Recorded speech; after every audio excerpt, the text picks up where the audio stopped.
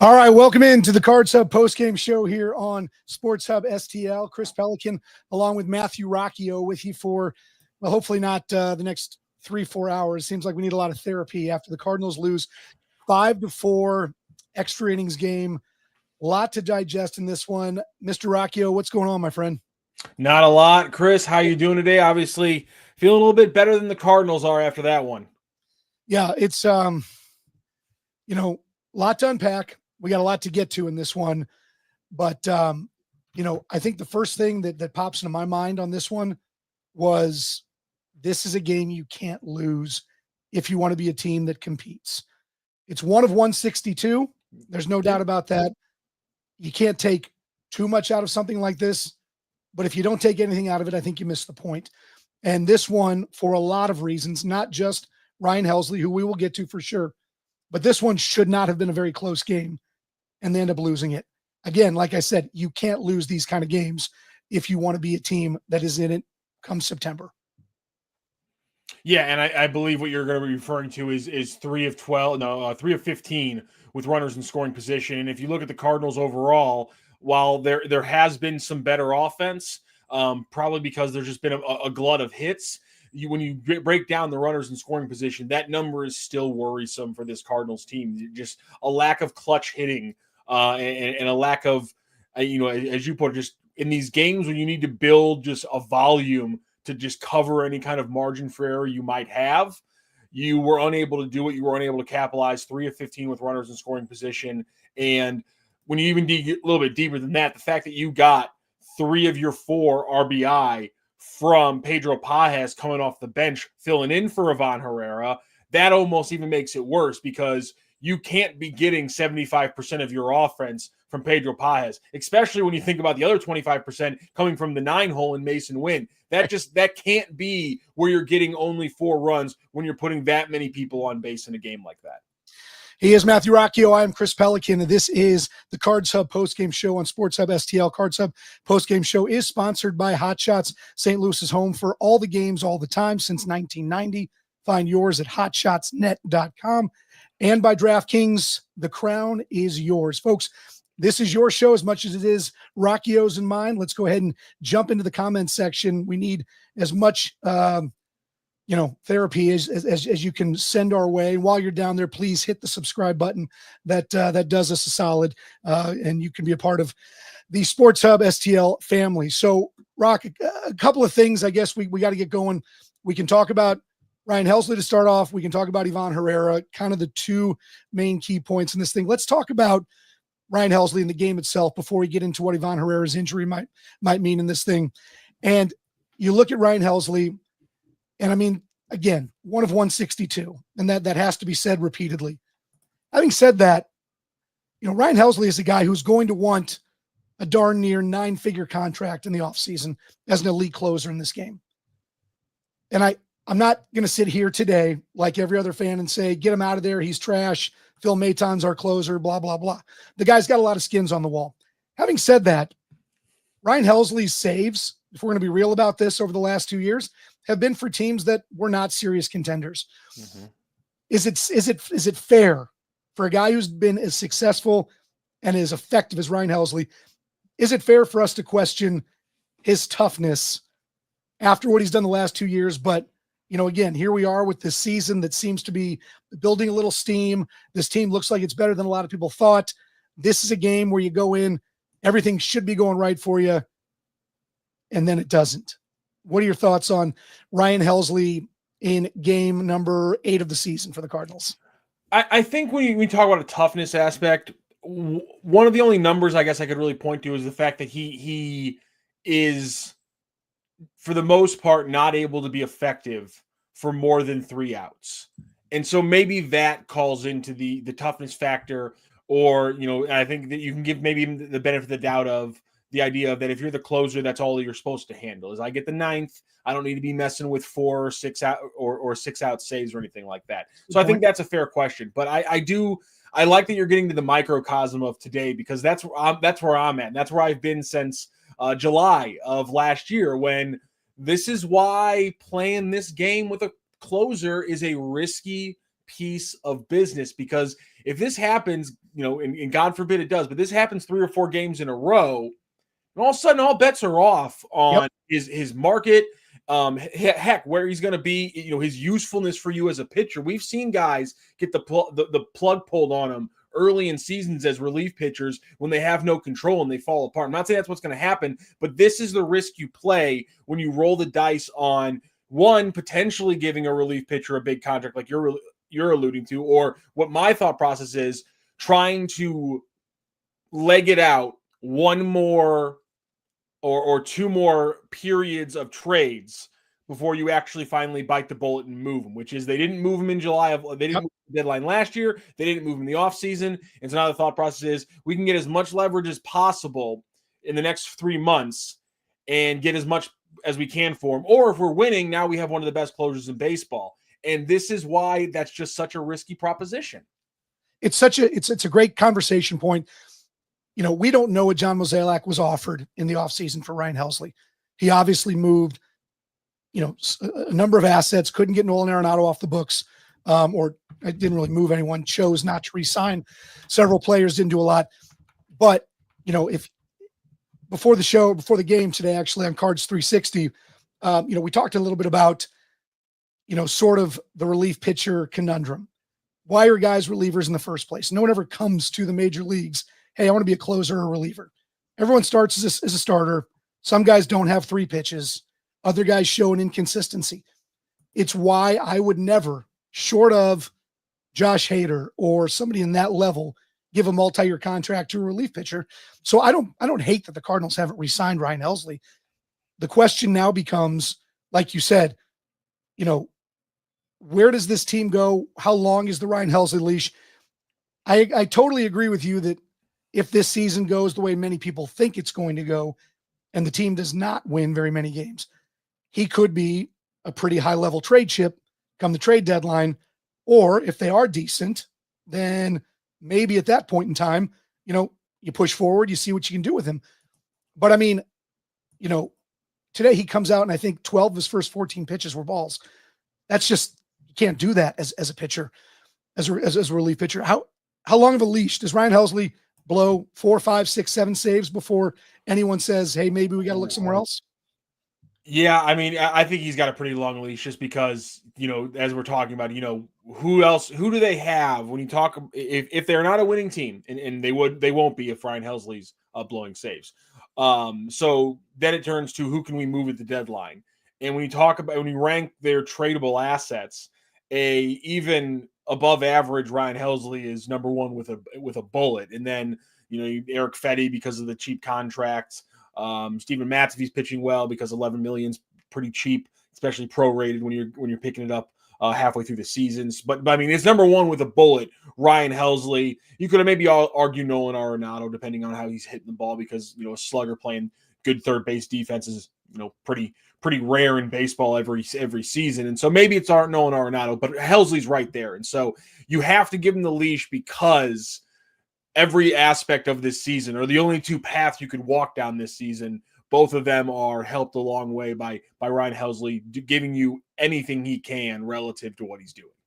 Cards Hub postgame show is brought to you by Hot Shots, St. Louis's home for all the games, all the time since 1990. Find yours at hotshotsnet.com and by DraftKings. The crown is yours. Again, folks, jump into that chat down here on YouTube. We'll hear from you guys. While you're down there, hit the subscribe button, hit the like button. Do us all a solid by doing that. We'll jump into some questions here in a little bit and some comments. We definitely want to hear from you, but let's get to the other main storyline of today. Ivan Herrera leaving the game with what they're calling left knee inflammation. It's obviously a pretty vague term. Anyone who saw it didn't look real good with that he was not able to put any weight on it coming off the field. I mean, number one, your initial reactions to it. Obviously, the fallout's going to be the more important question, but I mean, you got to feel terrible for Ivan Herrera, who is hitting the ball as well as anyone in the majors right now. And then he leaves on what is a little bit nebulous, because I don't remember seeing him twist it or him fall on it or something that would have caused sort of like one of those acute injuries. So your thoughts on Ivan Herrera leaving? I really think it's problematic, obviously, because now you're talking about 2 of the young players whose bats will be important for them to know what they have. And that's obviously Nolan Gorman going on the 10-day IL. And now earlier today, John Mozeliak was on KMOX with Tom Ackerman and pretty much said he's on schedule. It's not going to be a big thing. But still, missing chances for those guys to get at bats is a bad thing for the Cardinals any way you throw it. At the same time, what we were going to talk about today in this show was going to be Ivan Herrera and Pedro Pages, but it was going to be because the confusion around why Herrera got the start with Pallante, when yesterday the narrative was that Pallante likes Pages, and then so today we were told it was because Michaelis gets the first call and he wants Pages, but Michaelis's last start he actually had Herrera. So it's like there's a really weird conversation of what the hell's going on with that whole thing. So now we don't have to have that conversation. That's kind of nice. Everyone gets off scot-free to have to actually answer any questions about what the hell that was all about. So that simplifies the catcher thing. So there's a silver lining to the injury a little bit. You know, I kind of would have had some fun holding somebody's feet to the fire on what the hell that was all about. But hey, now we don't have to. Yeah, absolutely. Scott's chiming in saying I can deal with the other hard-fought losses, but this one doesn't sit well. Handed over a win in embarrassing fashion. Scott, there's 100% agreement, I think, on both sides of this one. Just not the way that you can lose games. No problem losing games when the other team deserves it. The Red Sox, I think, would be the first people to admit they stole one today. Paulo Linney's Gold Tooth. Great name, great player. You see your closer struggling, yet the pitching coach sits in the dugout trying to keep his hands warm down his pants. So, it's an interesting question, Rock. When you're doing doubleheaders like this, your bullpen's going to get taxed to the max. I don't know that I fault Ollie Marmol. I don't know that I fault Dusty Blake for letting their closer hold this one. He clearly is the guy who's got the best chance of getting strikeouts if he's throwing the ball okay. Do you have a problem with them letting Helsley stay in the whole time? Honestly, no. Just because he is, as we've talked about, the best pitcher you have by a wide margin, especially in the bullpen. I think maybe you can argue that after he walks Wong, then you got to say, okay, he just got tagged by Gonzalez. Campbell's line out to center wasn't exactly, a complete can of corn either. So, I know he does strike out Duran, who was 0-4, but he also comes off the walk and gets a pitch violation, a pitch timer violation. And so I at that point, I would have been pulling the plug as soon as the Wong at bat went sideways and it looks like he's going to walk somebody again. I would have had somebody up with Gonzalez, because obviously there's a chance that the game gets tied right there. If he rips that one a little bit, into a little bit of a better spot. So yeah, I think there's plenty of criticism at that point. I would move the level of where the criticism is, because I understand giving him the leash, but overall, yeah, there's got to be, I think, some kind of movement after the Wong walk. Well, this is going to be interesting to see the game tonight, because obviously Helsley's unavailable. Well, I don't know that they would go to Romero tonight. You don't know. Maton hasn't thrown in back-to-back days, much less back-to-back games on the same day. Yeah. That's not so you're looking at a really, really short bullpen for tonight. We've got Miles Michaelis running out there who, boy, oh boy. I don't know that his stuff's playing really well in a place like Fenway against a team that's hitting as well as the Red Sox. This thing could be a tough one tonight, but I guess we'll have to see. And that's the beauty of doubleheaders. Maybe we get a good long look at Gordon Ricefo tonight, who is up as the 27th man. Let's get back to Ivan Herrera and the fallout from this. So we don't know what the long-term is, Rock. Obviously, like it's not, nothing is, this could be a 10-day thing. This could be quick, who knows, it was cold there. Sometimes things lock up, we can keep our fingers crossed. This is a non-IL thing. I'm assuming with how it looked walking off, he's going to miss some time, whether that's 2 weeks, whether that's 2 months. Nobody knows at this point in time. He's certainly not playing catcher. He might be able to hit, but he's certainly not playing catcher in the next couple games. So let's work our way down that wormhole, though. Okay, so let's say that he does miss a couple of weeks. What does this team do at this point in time? Because you've got a lot of different possibilities. I don't know if they really are considering Contreras as a possibility at this point in time. You look at what they've got in AAA. You got Yoel Pozo, who's seen a majority of the at-bats down there. 27-year-old journeyman. If you need a body, that's fine. One of their better prospects is this Jimmy Crooks, 2022 third-round pick or fourth-round pick, 23-year-old, pretty good bat guy. Don't know if they think he's ready. Where do you see this going? And I know this is a 1,000% guess on your part, but what is this team going to do if Ivan Herrera does land on the IL? They're gonna hand it over to Pedro Pages and let the pitching staff cook with a guy they really enjoy pitching to. I think that's the best way to go. The fact that Wilson Contreras is still struggling at the plate changes the lineup calculus, and I think that's why I think you maybe saw Herrera with Michaelis earlier in a game, or whatever this catcher stuff we were going to be talking about would have led us to. And so I think you just say, listen, that's a spot that's going to give us a lot of good defense, and it's going to help us control the game in a different area. And maybe if this is a long-term injury with Herrera, maybe that changes what happens when Nolan Gorman comes back, and you say, okay, we're getting better defense and we're able to control the game in a different area. So we're going to take risks here. We're going to put Burleson out in left field in certain situations, so on and so forth. I think you have to change the calculus in that way, but you have to accept the fact that right now, the best way for your team to win games, you want to look at it that way, is Pedro Pages making this pitching staff better. At the same time, if you want to go with the long runway conversation, then 23-year-old Jimmy Crooks, if they believe that there is some potential there, bring them up here and give them a game or two, let them work with a pitcher and figure out who's comfortable with them. I think that would make a lot of sense. Maybe it's a younger guy who's worked with him before. Not Pallante, but who's the other young pitcher I'm blanking of in the line. Liberatore maybe he's worked with him for a little bit. So let him run with one of those guys. But again, I think that it's another example of the Cardinals being caught between two things they want to do, and depending on what it is they actually want to do, I think this is another example that will show us the actual decision-making process. Okay, so now down the other wormhole, and folks chime in on this in the comments. Hit the subscribe and like button while you're down there. But I want to know, I know Ollie Marmol doesn't deal in hypotheticals. You and I do. That's the best part about doing what we do. Love it. So let's just say that whatever condition he has is irritated by catching. He can play in the field, can DH, the bat's still there, can't catch.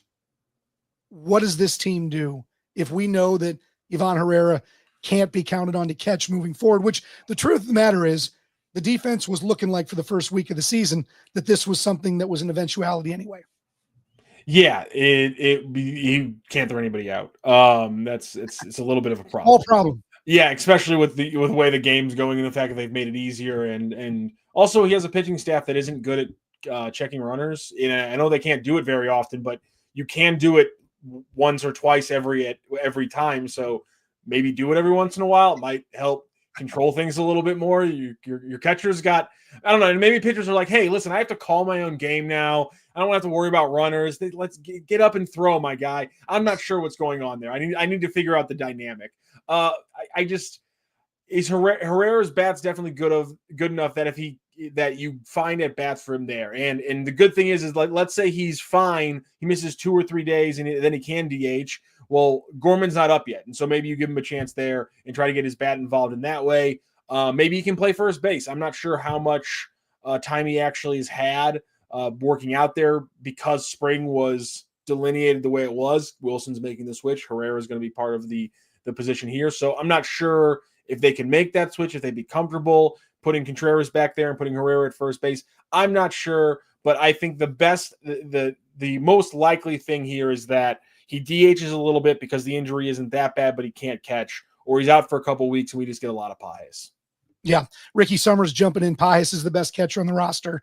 And he says facts rock. So, and again, I mean, obviously he's a better defensive catcher. That's not even remotely close. Had some real nice at bats today. I hate to say this, especially on a day where he provides a fair amount of the offense. I worry about Pedro Pages running every day as an offensive player. Your thoughts? Say it one more time. Sorry, you cut out. My concern is that Pedro Pages can't handle every day at bats. I worry that in spurts he's great. Late inning replacements, obviously the defense plays up. But again, I don't know that the offensive talent is there for us to say, hey, Herrera can't catch anymore. Pages is our guy 5 days a week. No, the offensive talent isn't there. I don't disagree with that statement, and that's why it just, you have to shift things around. And I know this is a ridiculously radical example, but when you had the lineup you had in the early 2000s, it didn't matter that Yadier Molina hadn't figured out how to become an offensive baseball player yet. And by the time you had lost Jim Edmonds and Scott Rowland, and it was just Albert Pujols, Yadier Molina was ready to hit 290 and become a clutch hitter in a lot of ways. And I'm not saying Pedro Pages is going to do that, but my point earlier is you have to shift the roster. And if you're going to get more defense, and if you're going to be able to change how you play the game from a defensive and a pitching side of things, then that allows you to maybe cheat a little bit and put a player in a position where they're not a defensive stalwart, but they might give you a little bit more offense. Again, now you can, and get creative. Why is Michael Ciani on this roster other than let's get creative? They saw it today when they tried to go super defensive. Michael Ciani goes into center field. They put Victor Scott into right field. Well, I mean, I'm not saying start the game like that, but if you're late in the game, you need an at bat. Let's say Alec Burleson's on the bench. You do some kind of double switch where Ciani's in center field, Victor Scott's in right field, and now you put Alec Burleson in left field. You still get a big bat at DH. Alec Burleson's now in the game at left field, and you can shade Ciani and Victor Scott in ways that you're not as worried about Burleson over in left field defensively. And also, Pedro Pages is the guy behind the plate commanding the game, which means in theory, everything we've heard from most pitchers on this staff, they feel more comfortable. And so hope that combination should give you enough that, yeah, maybe the calculus of the game is we need to win games, 4-2 instead of winning games 6-3. But that's the shift that you have to make when these kind of things happen. He is Matthew Rocchio. I'm Chris Pelican. This is the Cards Hub post-game show. It's brought to you by Hot Shots, St. Louis's home for all the games, all the time since 1990. Find yours at hotshotsnet.com and by DraftKings. The crown is yours. We just had a comment from Rob who basically was saying, "Hey, let's keep the, let's stay positive." And the truth is Rock. I mean, like let's be real. They banged out 10 hits again today, 8th straight game, 8 out of 8. If we are going to find silver linings in a day where we can all be crying a lot, I mean, the offense is still doing this, and again, I mean, Jordan Walker with a couple of hits today, Victor Scott is putting together really nice at bats. I don't love the fact that he swung at Chapman when he's up 2-0 because he swung at 2 more balls that would have put him on base. So again, still, but for the most part, we can be sad. It's a 4, the team is 4-4. A lot of people say this team could have been 8-0 at this point in time, with one exception. We'll say 7-1, and they've lost 3 of those really, really tight games. But you got to be happy with what you're seeing from the offense. Yeah, and I do think, what we opened up with is a fair criticism. And I mean, they've had some rough numbers overall with runners in scoring position, but at the same time, maybe some of that's a little bit prisoner of the moment. They have a 973 OPS this season with runners in scoring position, and relative to the rest of the season, that's a OPS plus of 122. So 22% better than league average so far this season. So technically, we're harping on 3 of 15 games, and there's been 3 of 12 games. There was a 2 of 13 game. Today, like I said, today was 3 of 15 again. So there have been bad games with runners in scoring position, but relative to the league and relative to what we expect, numbers are actually pretty good with runners in scoring position. So this might be a little prisoner of the moment, as it always will be when you blow a game in the 9th. Paulo Linney's gold tooth is back at it. This team has no clue what direction they want to go in.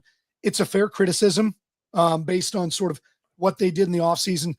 But to what Rocchio was talking about before, and I really like the concept. If you want to be real and sit there and kind of look at what you have on this roster, you've got multiple players with multiple positions of versatility. There's a lot they can do when it comes to this lineup. It feels like Oli Marmol's task is to find the best combination at this point in time.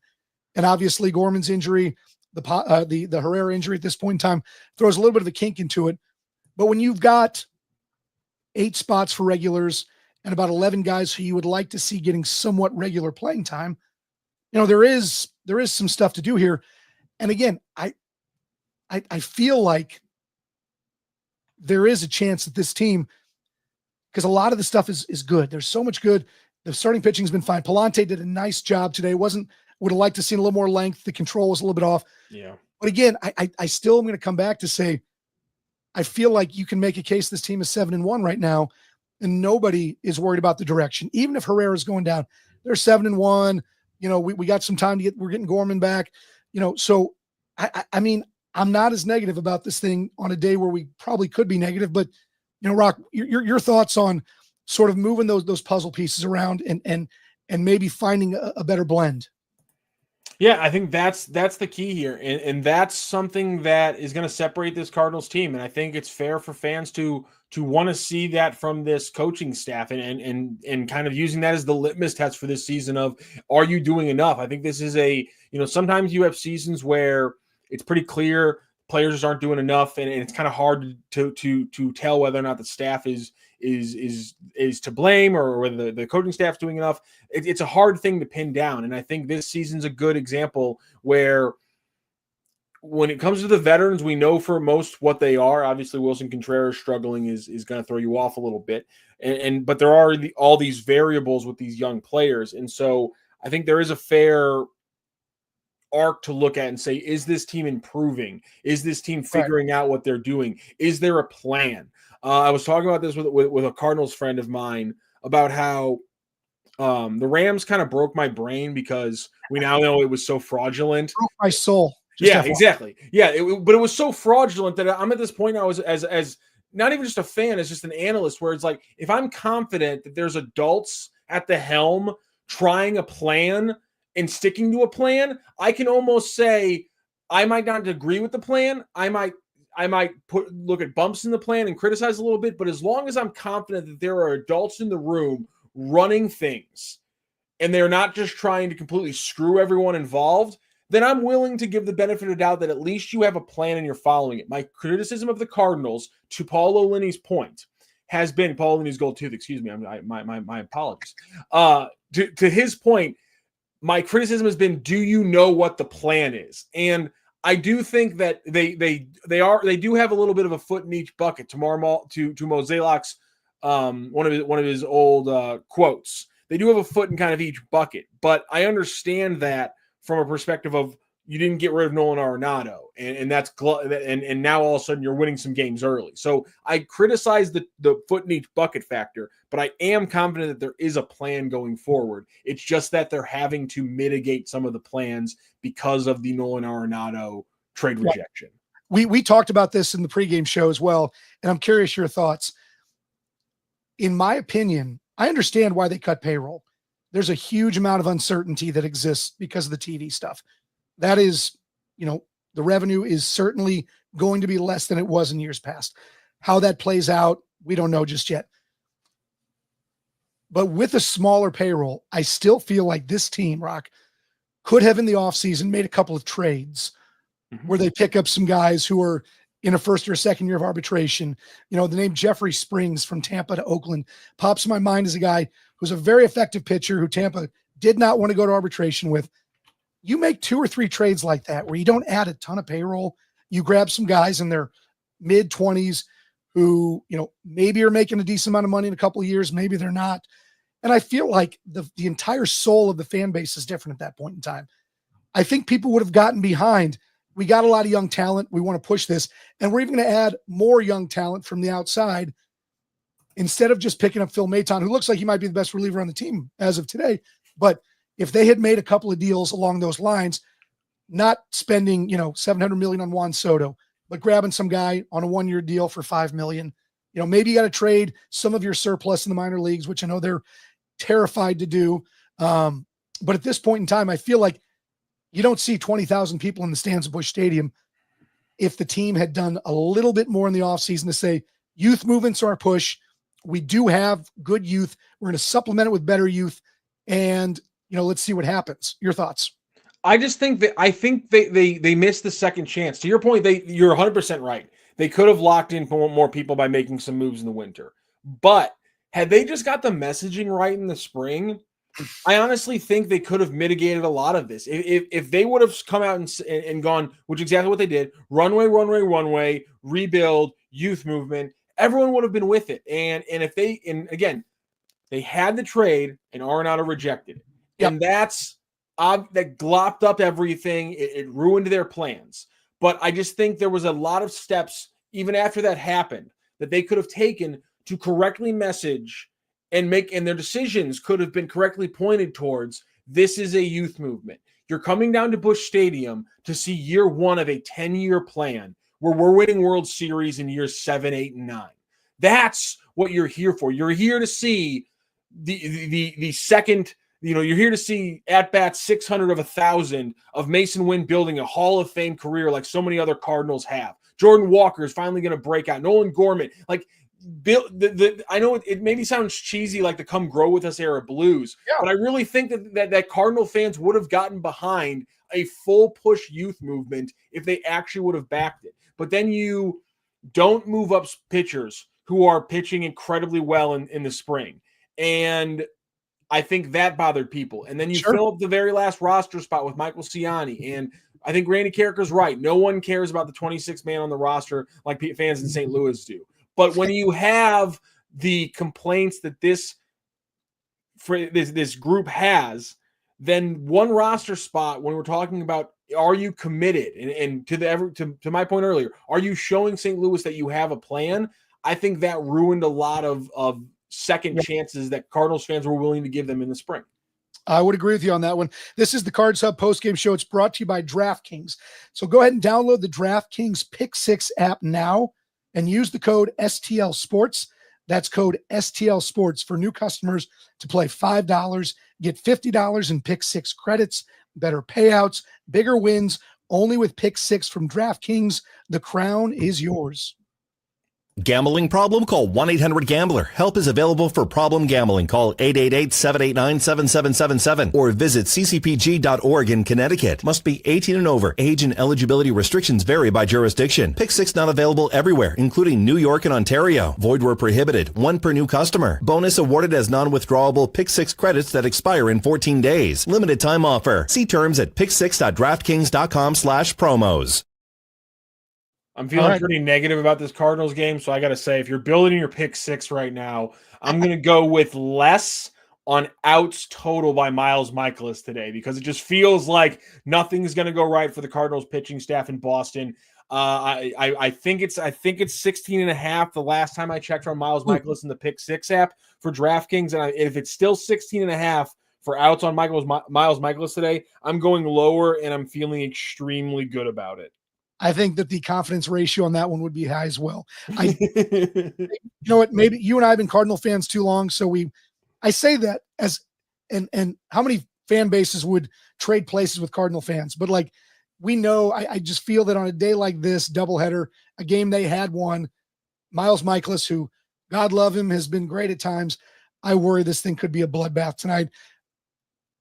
If I could make a bet, maybe let's go over on Brendan Donovan getting one out or half an out. I feel like we're going to see a position player throwing tonight at some point in time for the Cardinals. I wish I got that with a weed. That'd be awesome. I'd love that so much. Let's hope that's not the case. All right, folks, thank you for chiming in. Let's go back and look into the comments box here on YouTube. Helsley could go 40 for 40 the rest of the way, and I still would have traded him in the offseason. They aren't re-signing him. His value will never be higher. That comes from GB. And I agree 100% that they're not re-signing him because it doesn't make sense to re-sign him. My question would be, we have no idea the answer to this. Were there legitimate offers for Ryan Helsley in the offseason? That's my question. And if the answer is yes, and we've come to find out at some point in time that several teams made good offers for Ryan Helsley, then I think it's a huge miss. The one thing I will say is that when you see the return that Devin Williams got to the Brewers from the Yankees, it made me sort of feel like the market for closers was not as good as what we would have thought. And so I guess I don't hate the Cardinals holding on to Helsley if there was not an appropriate offer just to get rid of him. And I do think that, and Rock, you tell me if you disagree, come trade deadline time, people do silly things. The offseason may be a smidge more rational. And not, that's my issue actually, because it's not why was he still on the roster in the offseason? Well, Why was there not?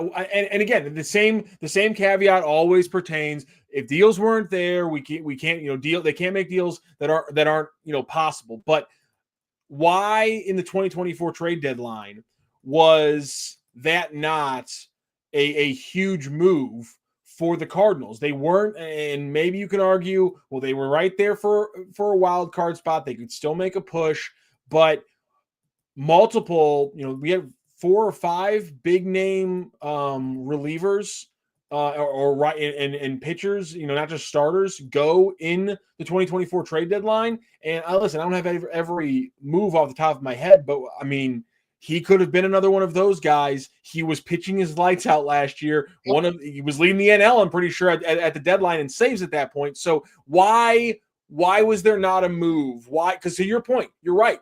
Deadline deals are always better. So why did they not make it in 2024? That's where I'm always going to be baffled, and why waiting on a whole nother calendar year is so risky with that specific position.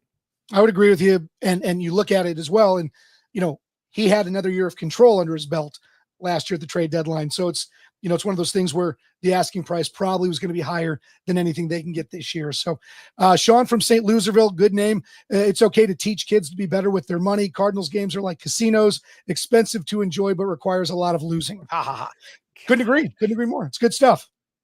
I mean, what were Cardinals games from 2004 through 2016 for 12 years? 1995 until 2023. I mean, again, 20 years you were playing with house money, apparently, in Sean of St. Louisville's opinion. That's it. So John Shank chimes in. I think keeping Helsley is the right move because I think we only need a couple more pieces for our team to be really good. Walker, Gorman, again. But the Cardinals don't think that. Yeah, it's a good point. But see, Rock, I don't know that I totally agree. I think they believe in their guys more than most people do. But again, I would 1000% concur with your opinion that the messaging was terrible. It was terrible from the start. And, what we've seen, and I'm one of the biggest John Mozeliak fans you'll find from the standpoint, when I started in media in St. Louis many moons ago, it's been so long no one remembers, but Mozeliak was an assistant GM to Walt Jocketty. Mo used to give us all of our information back in the day. Good guy, had a great run, but then he makes a trade for Matthew Liberatore. Then he trades away Zach Gallen and Sandy Alcantara.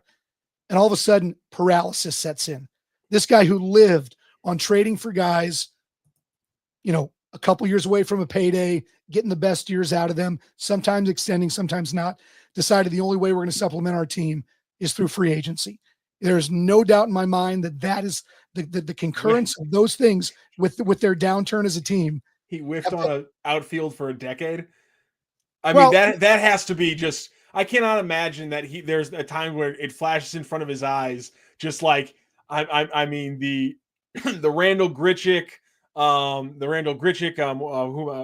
Piscotty. I always want to say Sabby Piscatelli, who was a Notre Dame safety. I don't want, but yeah, Stephen Piscotty and Randall Grichuk, Dexter Fowler, Jason Hayward. Obviously, the tragedy that happens with Tavares. I mean, just the last decade, just in outfielders has been unbelievable. But what's funny too, Rock, and like again, we're totally going off course here, but I laugh about this with people. This is me being contrarian, but everybody loses their mind over the Braves trade, right?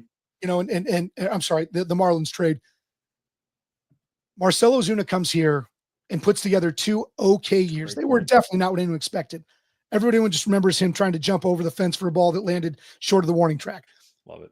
Marcell Ozuna is one of the best hitters in baseball the last 4 or 5 years. Yes. How different does that trade look for the Cardinals? Now, granted, I know he had a domestic abuse issue sprinkled in there, but how different does that trade look for the Cardinals if Mozeliak re-signs Ozuna and he's been playing left field, moves to DH, obviously, when the DH becomes a thing. But I mean, Ozuna has been a darn near 300 hitter, 30 home run guy, right? And so, again, I laugh a little bit because it's like Mozeliak makes that trade, and everyone's like, "Oh my God, you traded 2 Cy Young guys, and you got the dude who jumps the wall on warning track fly balls." The truth is that if we're looking at relative value, Ozuna has been one of the better players in baseball. I hate that this team and that Mozeliak kind of curled up into the fetal position after losing that trade, after losing the Arozarena trade. and decided that we can't take chances on guys anymore. This is why this team has not succeeded in the last few years. I'll go to my grave on that one. So, all right. Hey, Rob's jumping back in my opinion. It comes down to this. You had a game one, you had your closer, bad day, no more, no less. 95% of the time Helsley wins. And again, I think that's probably accurate. But we are Cardinals fans. We micromanage everything that occurs. But again, this is a 4-4 team that I think most people can look at and say they could be 7-1. And I don't know. Your thoughts? Yeah, Chris Talbot he encapsulates my thoughts on Cardinals fans already freaking out about a year where they've dropped 3 games and they played one normal baseball game this year. Yep. Yeah, the normal one. Yeah, just one. They played one normal baseball game. Or are you talking about one like their one loss? Is that what we're talking about? Like I'm just talking about like overall this season. How many times have they played a game that hasn't been affected by a delay or gone in extra innings? Or I think it's one game, I think, or maybe 2 games. I mean, they played a weird, goofy season. Yep. First of all, they're playing AL teams. It's been a weird schedule. It's been an off season. I'm more than anything, I am Mike Claiborne. Wait until Flag Day because of these first couple of weeks have been goofy as hell. And so, but Chris Talbot, this is just I love this comment because our downfall started on the first day of spring training in 2012 when Pujols went to LA. What were they doing in October of 2013, Chris? Answer me that question right now. Unbelievable. Yeah. Yes, the Cardinals have fallen apart, but anyone who's telling me it started before 2016, I will fight you on that. Yeah, and playing in World Series and Carlos Beltran's capping off a Hall of Fame career. But again, it's one of those deals that hey, this is a good day to vent. There's a lot to vent about. There's a lot to digest. I think we've done a pretty good job of that, Rock. And I tell you what, we've been going at this for a good amount of time. John Shanks chiming in as well. Biggest mistake not giving McGreevy a rotation spot. I mean, I'm going to say a big TBD on that one. That's fair. And let's be real about, he certainly earned a spot in the rotation out of spring training. But let's go back and look at every single young pitcher in their first year who wins a rotation spot.